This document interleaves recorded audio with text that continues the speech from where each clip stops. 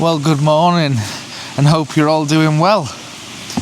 So, as you can see, I've still got no vehicle, so I've had to borrow one. I've just come down to a local woods, and what we want to do today is what I thought we'd do today, is a bit of a challenge. And that's a one lens challenge.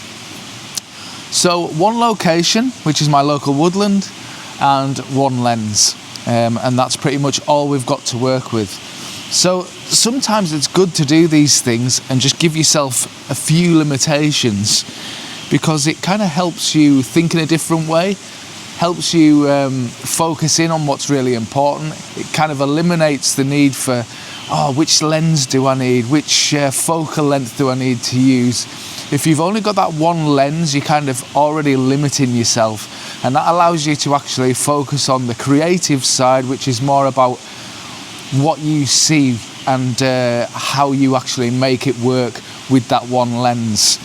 So I think it's going to be really helpful for anybody just starting, especially if you've just bought yourself a camera and you say only have one lens, which is usually the kit lens. That's going to be really helpful to allow you to think, I've only got this one lens, can I go out and photograph landscapes or intimate details or whatever it might be? And this will allow you to kind of see things in that sort of light. One lens is all you really need. It just makes you think in a different way. And for those of you who are more experienced, this is another kind of exercise to give you to kind of focus in and allow you to find those little details without having to have all this other gear with you to kind of distract you from what's actually really important. Now, obviously, I've got this great big bag with me now, and normally I wouldn't need that because obviously I have one camera, one lens, but because I'm filming all of this, I'm actually carrying more gear than I really should be. So we're going to go and have a wander through these woods, see what we can find, and hopefully it'll be a good fun day.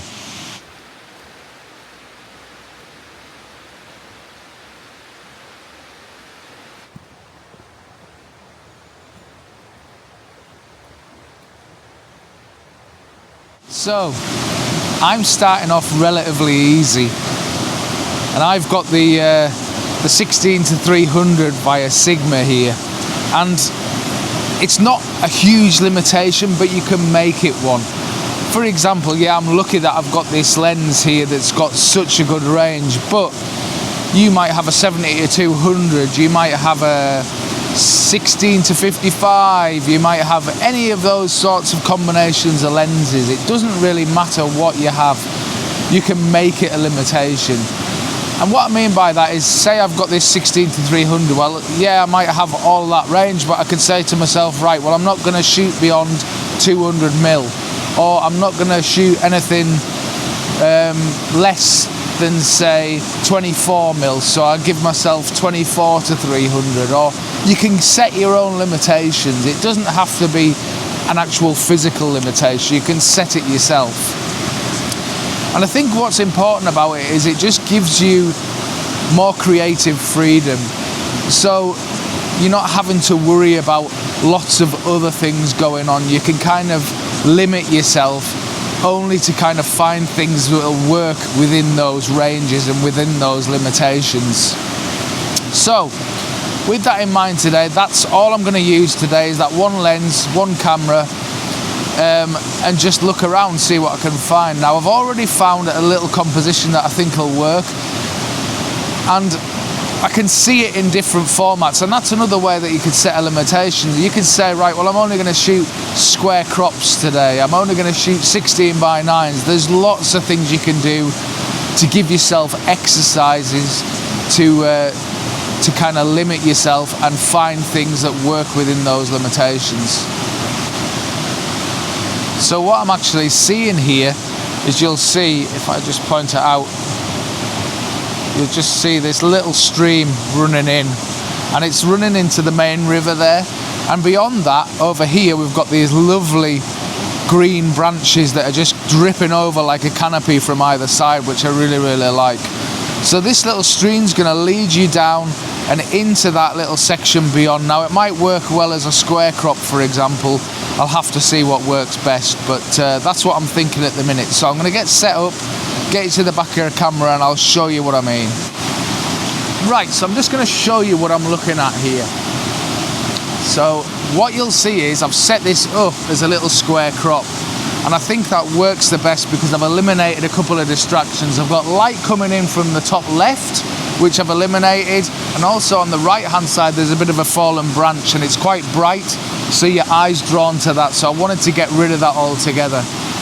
So what you'll see is this square crop there, and I've got my focus point in the lower third of the frame. Now that's where that sort of stream that I was telling you about before leads from where I'm standing right the way down into where those two drooping branches are, and that's what I really want.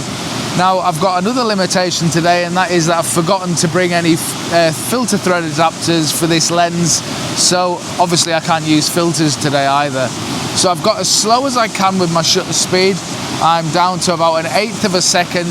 I'm at f8 and 160 ISO. So that's where I am. Simple shot, nothing really to it. I would have probably used a polarizer to get rid of a little bit of this sheen on these rocks in front of me here.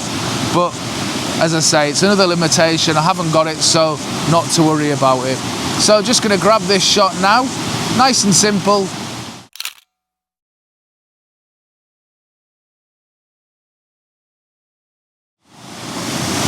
So moving just a few feet just away from where I was shooting there, I found another shot. And this is another way you can limit yourself, is to stick in one location and find as many different compositions as you can in that one little area. One lens, one little area to work in, and see what you can come up with.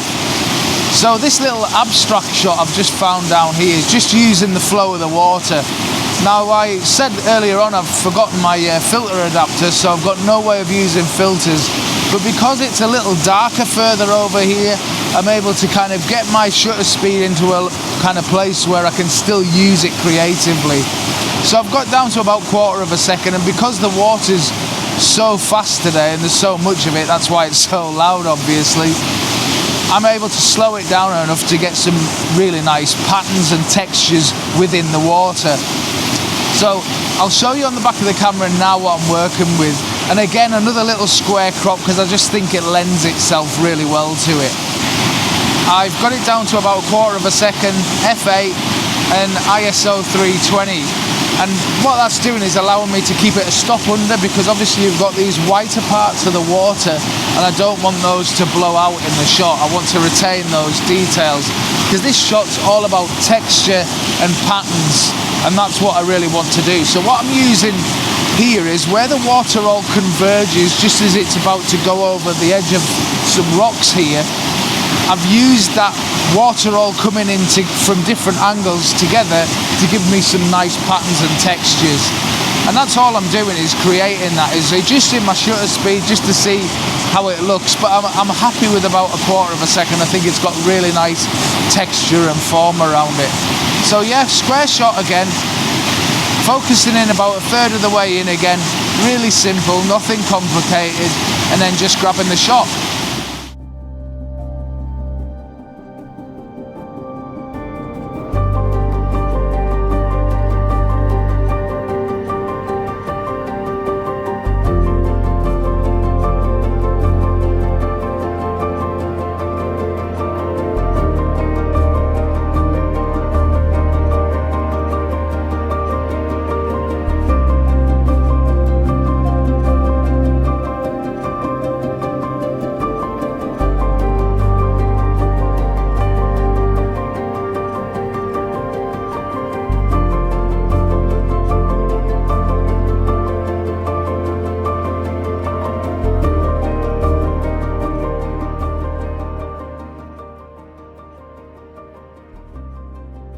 So after exploring the woodland there, we've come out the other side of the woodland and into more of a rural setting. So going to explore that a little, see if I can capture a wider open shot, because obviously a bit limited inside there as to what I can capture. But as beautiful as it was in there, I was just struggling a little bit today to see any bigger scenes, so come out here to try and capture a wider landscape shot. And as you can see, it's very rural, lots of sheep around. There's probably a good bit of detail in the sky today though, so if I can find something that works as a last kind of shot, that would be really, really nice just to finish off the day. And yeah, let's see what we see. Now, as you can see, I'm kind of perched myself over the top of this fence just so I can get a bit of a cleaner shot here. But what I'll show you is, if I press record on this now, if I can get it to start, there we go. What you should see is a nice little shot. Now, I've got the oak tree off to the left, and then there's the start of that ash tree off to the right there. And what really drew me to it, I guess, is the light in the background. And it's almost kind of lighter in that background than the tree itself, so it's just helping it pop off the page a little bit better for me. It kind of has a little bit more separation. The other thing I quite liked was this big sort of bank of I think it's nettles or weeds, something like that, just in front there. Just helps to kind of give the whole shot a little bit of depth and something in the sort of front of that tree, just to kind of help it lead through into it. And also, because of the time of year, we've got these really vibrant greens as well, which I really quite like. Now again, I've been kind of playing with the exposure here. I'm at an 80th of a second f8 at ISO 160, I think, by the looks of it. I've got my focus point actually on that oak tree itself. Obviously there's a road back there, so I'm waiting for the cars to get through and out of the way. It's just a small country lane, so we're not going to get a whole lot of traffic through there anyway. And the other thing that I didn't really like is just off to the left. If I move my focus point over, you'll just see just in there is a marker on the road there, so I'm going to have to get rid of that in post. But aside from that, just a really nice shot that I thought would work well as a 16:9, because I wanted to kind of squash it down a little, get rid of the sky in this frame because I didn't want it at all, and just use the light that's already happening beyond those trees there. So yeah, just simple shot. I'm going to grab this one now as well, and it's a nice couple of simple shots to finish the day with.